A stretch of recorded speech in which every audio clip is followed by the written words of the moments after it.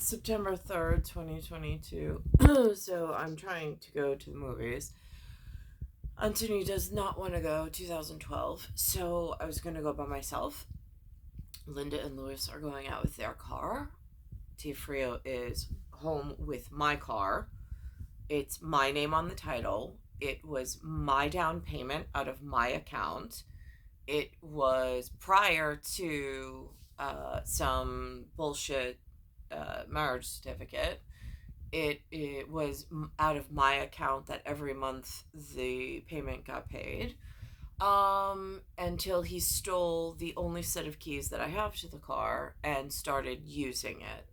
I told the police, the NYPD, that I wanted my keys back. They had me arrested and thrown in jail, saying that I abused him when I only reached for my keys out of his hand and wanted them the last time.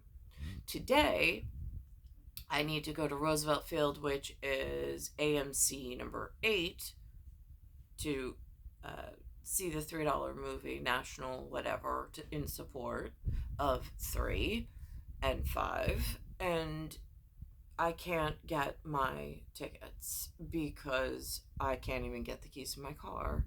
And in his warped, deluded mind, he says that it was never my car. It was never my money. It was never. And I'm like, what world do you live in? And so then he said that he had to pay off all the tickets. I'm like, the tickets were when you were going somewhere in my car to buy drugs from whatever it is that you do. I was like, so don't put that on me. I was like, those are your tickets. I've asked NYPD for my car back, for possession of my car back. NYPD came in and told me that it was a marital asset. I said, no, it's not. It was purchased by me in 2013 by myself. Marriage certificate doesn't say till 2015. And there's no, that should even be annulled. So there's that. Then I looked on what seditious activity Hollywood and the establishment and the settlement came up with, and they have this movie with Brad Pitt. It's called Bullet Train.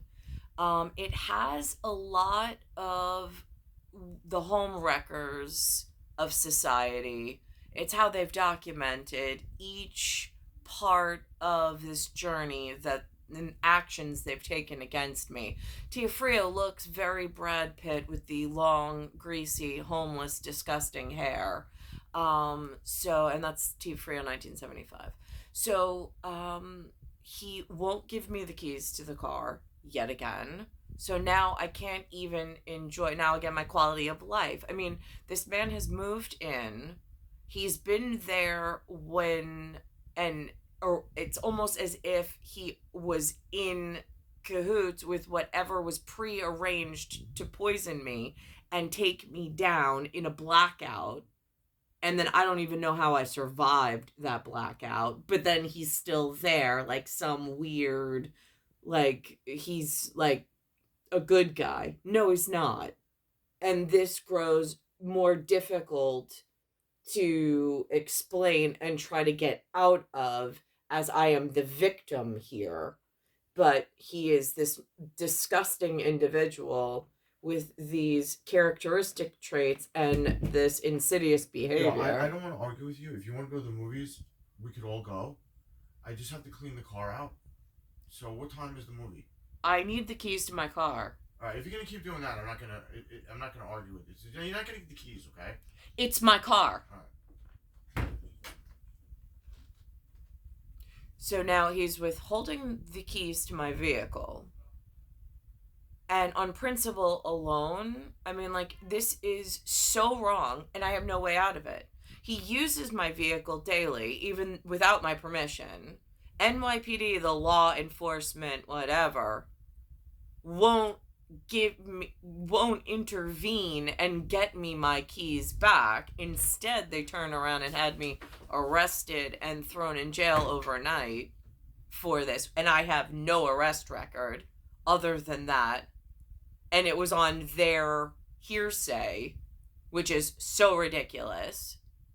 But then again, that was around the same time that the Sepia crew, just with NYPD's coercion, the two of them working together, came into my home, put me on an ambulance, drove me to the hospital, and then tranquilized me. And I don't know what they performed while I was there. And there's no medical record of whatever took place in the hospital. So I'm all alone in trying to keep myself safe. I asked my parents to ask him for the keys to my car nicely, without fighting, and he won't hand over the keys to the car. I said, unlike you, I'm a woman of my word, and I want the keys, and I will give them back to you so you could go to work, and he won't give me the keys to the car. On the same time, it's my title, it's my insurance, it's my name on the vehicle, yet he gets tickets, and now I have to hope that he pays them so I don't get further infraction. Also not acceptable. Also not, I mean, like, these are these social injustices around here that there's no way for me to get around because of how dangerous my position has become, in the sense of victimhood. At, like, I don't know who's creeping into the house. I don't know why my blood volume's gone down. I don't know why I can't get the keys back from this bastard shithead that is no good, should have never even been allowed around my person had Homeland Security been in its proper position. But here we are at seditious and treason all around, mutiny, and I'm being affected in some of the worst ways, especially over the last 10 years, from 2010 until 2020. So now we're at 11 years that this shithead has been around, that I have not wanted him around. I've asked him to leave. I can't get him to leave. And now I have a problem because of my car, because of my son, and because of his drug-induced delusions. And he's a pathological liar. And he just keeps taking possession of things that doesn't belong to him. How does one, I'm just curious, all of you that think you built this magical integrated society of, like, Disney, where everybody cares about one another and everybody takes care of one another and we're in such a utopia. Right, yeah, where'd that world go? I'm just curious. And, like, where's Father from Fatherland in the God category when I'm being hurt, molested, and abused, and I can't even find a hand to hold for help? I asked my parents, they don't want to get involved. Then Lou did get involved, but Anthony said no and wouldn't give it to him. And here we are again. Nothing seems to get accomplished, and quality of life doesn't even exist. It's September 3rd, 2022. It's Bayside Station, Bayside, New York, 11361.